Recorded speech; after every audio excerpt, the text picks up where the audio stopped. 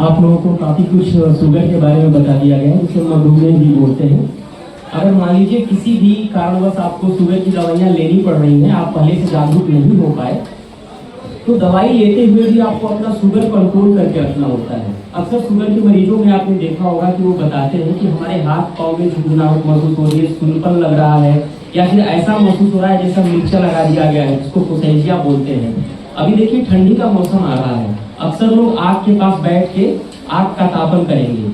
जब neuropathy develop हो जाती है, मान लीजिए लंबे समय तक जब शुगर कंट्रोल नहीं रहता है, आप दवाओं में और डाइट में लापरवाही कर रहे होते हैं, तो आपको एक कॉम्प्लिकेशन के रूप में न्यूरोपैथी होती है। न्यूरोपैथी में क्या होता है कि आपको सेंसेशन कम होने लगता है, चोट लगती है तो आपको आभास नहीं होता है।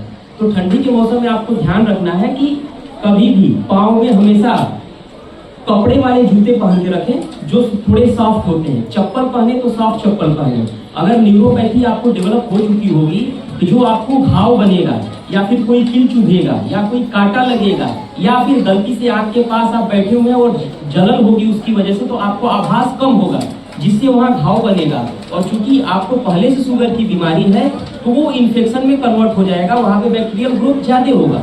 डॉक्टर जी ने आपको बहुत इंपॉर्टेंट चीज के बारे में बताया, उसको हम लोग डायबिटिक फूड ही कहते हैं। डायबिटिक फूड एक इतनी बड़ी समस्या है इस समय हमारे देश में, जो आप देखिए तो एक छोटा सा घाव जिसका एहसास नहीं है, वो घाव बढ़ता चला जाता है, पहले स्किन में, फिर मसल्स में, फिर बोन में, और फिर ये भी नौबत आ जाती है कि पैर काटना तक पड़ जाता है। आप हमारे इमरजेंसी ऑर्थोपेडिक्स में देखेंगे तो डायबिटिक फूड के बहुत सर्जरी और ऑर्थोपेडिक्स में बहुत से पेशेंट के पैर काटने पड़ते हैं। जो फिगर है, जो डाटा है, वो ये बताते हैं कि आज भी एक्सीडेंट के बाद सबसे बड़ी किसी बीमारी में पैर काटने की नौबत आती है तो डायबिटीज में आती है, डायबिटीज फूड की आती है, और जो कि वो कंडीशन इसको पूरी तरीके से रोकथाम की जा सकती है। सिर्फ आप अपने पैर को रोज देख लें, उसको पैर को धुल लें दिन में 2 बार, उसको साफ कपड़े से पोंछ लें, और कोई भी छोटा सा घाव है उसको सीरियसली और डॉक्टर को अपने बताएं, ताकि वो बढ़ करके ऑस्टियोमाइलाइटिस, डायबिटिक फूड, गैंग्रीन जैसी स्थिति में न जाने। और ये बहुत कॉमन चीज़ है। डायबिटीज में बहुत ज़्यादातर चीज़ें वो हैं जो प्रिवेंटेबल हैं, जिनको पूरी तरह से रोकथाम की जा सकती है। तो चाहे हार्ट हो, किडनी डैमेज हो, नर्व डैमेज हो, आई डैमेज हो, सब चीज़ों को रोकथाम की जा सकती है। धन्यवाद, आप सबका स्वागत है। और जैसा कि आज हम लोग एक जागरूक दिवस मना रहे हैं वर्ल्ड डायबिटीज डे पर, और हर विशेषज्ञ हमारे आपको जागरूक कर रहे हैं, तो यहाँ से शुरू करते स्वाद पर हमें अपने स्वाद पर जो है लगाम रखना है।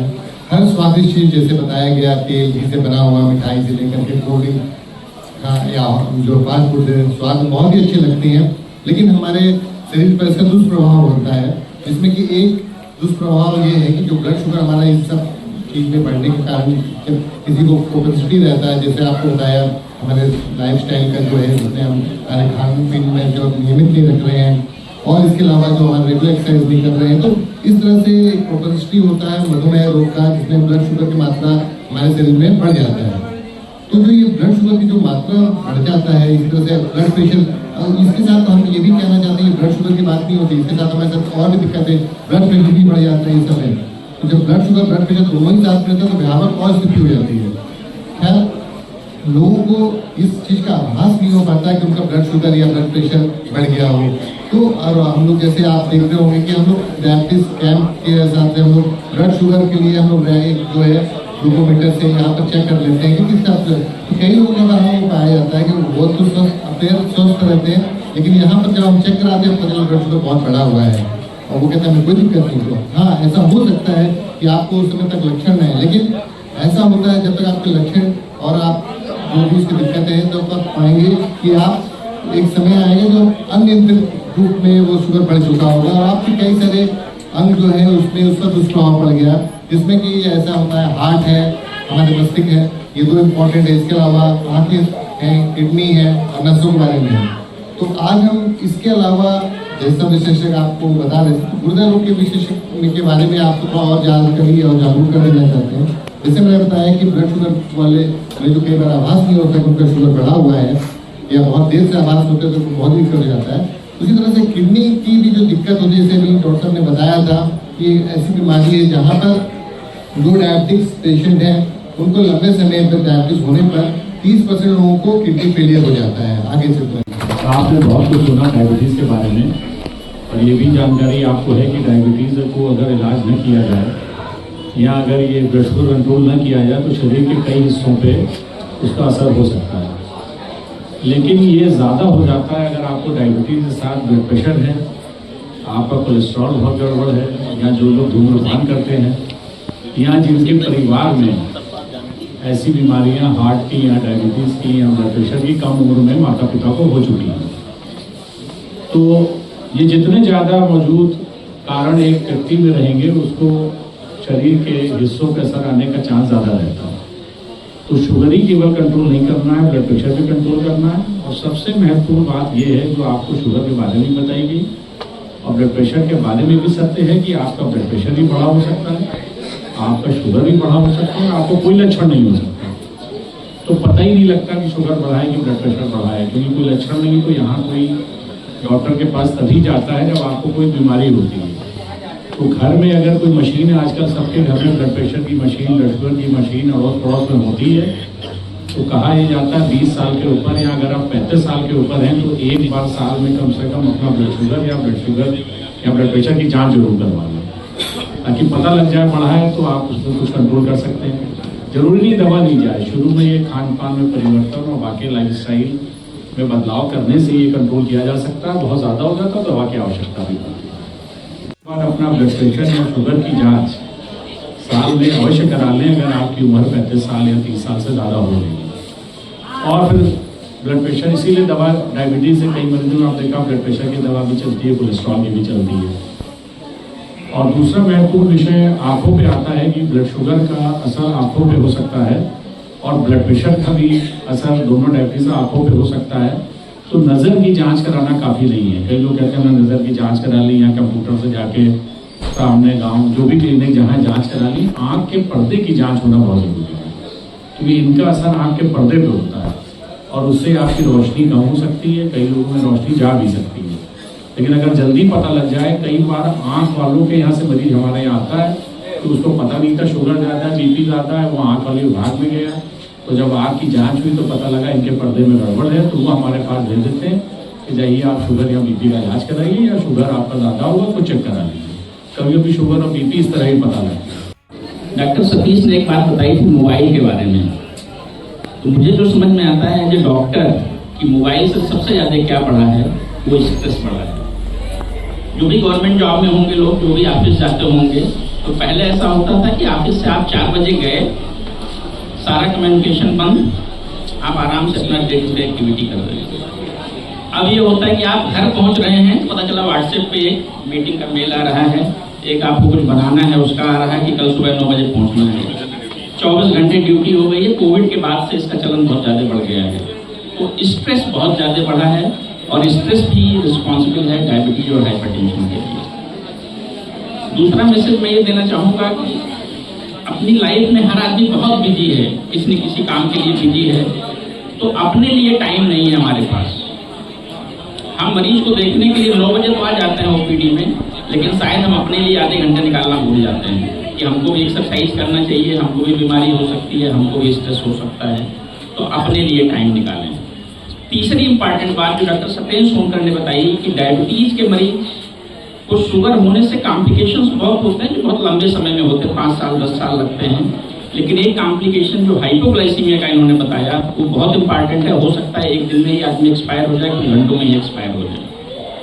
तो हाइपोग्लाइसीमिया बहुत इंपॉर्टेंट कॉम्प्लिकेशन है डायबिटीज का, और उसका एक प्रमुख कारण जो डॉक्टर सत्येंद्र ने बताया कि किडनी की बीमारी है। अगर किसी का शुगर कंट्रोल रहता हो और बहुत तेजी से कम हो रहा हो, दवाइयों की रिक्वायरमेंट कम हो रही हो, तो एक बात ये सोचना चाहिए कि कहीं हमारी किडनी डैमेज तो नहीं हो रही, नंबर 1 बात। दूसरी बात, ये हाइपोग्लाइसीमिया का मेन कारण क्या है? मेन कारण ये है कि हमारी जो ओरल हाइपोग्लाइसेमिक ड्रग है या इंसुलिन जो भी हम ले रहे हैं उसकी डोज ज़्यादा हो रही है। और वो डोज ज़्यादा क्यों हो रही है? वो डोज इसलिए ज़्यादा हो रही है कि जब हम कहते हैं ओपीडी से आपको दवाई लिखते हैं, कहते हैं कि आप जाइए अगली बार फास्टिंग और बीपी शुगर करा के आइएगा। तो बीपी शुगर जो करा के हम लोग लाते हैं तो क्या करते हैं, फास्टिंग हमने दे दिया और बीपी कराने से पहले हमने दवाई नहीं खाई, और जब हम शुगर की रिपोर्ट लेके आए तो 250, 300, 400, तो डॉक्टर ने देखा फास्टिंग तो ठीक है, बीपी बढ़ा होगा, दवाई बढ़ा दी। आपका शुगर हो सकता है अगर आप दवाई खाए होते तो उन्हीं दवाइयों पे आपका शुगर तो नॉर्मल था, लेकिन आपने दवाई नहीं खाई और रिपोर्ट लेके आए बढ़ी हुई शुगर की, तो हमने क्या किया, शुगर की एक दवाई और जोड़ दी है। तो इससे आपको हाइपोग्लाइसीमिया का चांस बहुत है और उससे आपकी डेथ भी हो सकती है। और डायबिटीज के मरीज में प्रॉब्लम भी होती है कि आपको पसीना आ सकता है। मैं पीके श्रीवास्तव हूँ और मेरी धर्मपत्नी रागिनी श्रीवास्तव। हम दोनों लोग ही हाइपरटेंशन के भी मरीज हैं और डायबिटीज के भी मरीज हैं। रेगुलर दवा लेते हैं। आज इनका बीपी घर में जब उन्होंने चेक किया, उनका डेंटल का काम हो रहा था सर्जरी का, तो वहाँ पे ज़्यादा निकला, लेकिन घर पे जब नापते हैं तो कम निकलता है। एक हफ्ते का हमने रेगुलर चार्ट बनाया, लेकिन यहाँ की मशीन जो है वो ज़्यादा होता है। ठीक है, वो तो अलग बात है।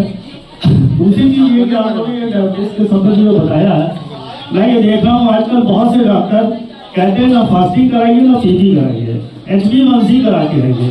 आप ये बताइए HbA1c का कैलकुलेशन कैसे आप लोग करते हैं? आप दोनों लोग हाइपरटेंशन और डायबिटीज आप ही लोगों के बारे में कहा था made for each other, real sense में आप ये बहुत अच्छा सवाल आपने किया कि हाइपरटेंशन जब आप घर पे ब्लड प्रेशर देखते हैं तो नॉर्मल होता है, जब यहाँ पे आते हैं तो बढ़ा हुआ होता है। तो मेरा 175 और नीचे का 87 आया। उन्होंने 3 बार चेक किया, यहाँ पे भी चेक किया तो वही आया। तो मेरे को समझ में नहीं आ रहा कि मेरी मशीन गलत है, मैं क्या कर सकती हूँ, तो समझ में नहीं आ रहा। कई बार ऐसा होता है कि मशीनें तो देखिए उनका भी बार बार चेकअप कराना जरूरी है, कैलिब्रेशन हम लोग कहते हैं। तो बीपी नापते, शुगर नापते तो आप कहते हैं घर पे तो सब ठीक आता, हम बाहर नापाते ज़्यादा आ जाता है। हो सकता है आपकी मशीन में भी कुछ गड़बड़ हो। हाँ, वही मैंने कहा ना, हो सकता मेरी तो मशीन में। किसी क्लिनिक डॉक्टर के पास आप जा रहे हैं नपवाने, तो अपनी मशीन ले जाइए, अपनी मशीन से नापिए, उनके यहाँ भी नपवाइए, तो आपको फर्क पता लग जाए। मेरा नाम प्रदीप कपूर है सर। मेरा एक सवाल किया है पहले। मेरा पहला सवाल तो ये था कि जो घर पे नापने वाली जो डिजिटल मशीनें होती है बीपी को, और जो पहले मरकरी से नापा करते थे, उसमें क्या डिफरेंस आता है? तो भी ये कन्फ्यूजन मैंने देखा जब मैं डॉक्टर के पास, हालांकि अब तो बहुत जगह सब जगह डिजिटल मशीन ही हो गई है, पहले डॉक्टर भी डिजिटल मशीन से करते हैं, लेकिन ऐसा है कि शायद उसमें दोनों में डिफरेंस एक्चुअल बीपी नहीं आप समझ सकते हैं क्या है।